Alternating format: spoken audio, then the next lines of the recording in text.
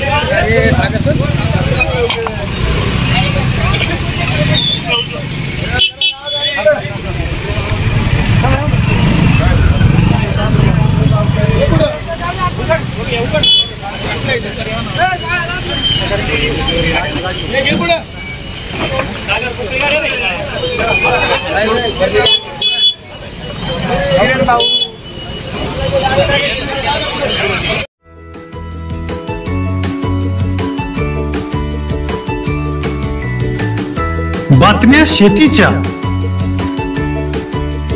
बातम्या मातीच्या,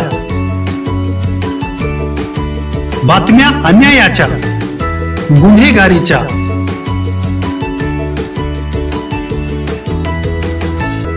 राजकारणाच्या आणि समाजकारणाच्या, शोषणाविरुद्ध बुलंद आवाज, जनसामान्यांच्या हुंकाराची गाज, सत्कार्याला प्रोत्साहन, दुष्कृत्याला अनुशासन, निर्भीड, निस्पृह, सडेतोड, बेधडक आणि रोखटोक म्हणजेच विघ्नहर टाइम्स। शोध बातमीचा, ध्यास सत्याचा। आपलं चॅनल, आपली बातमी। सबस्क्राईब तर कराच, पण बेल आयकॉनवर क्लिक करायलाही विसरू नका।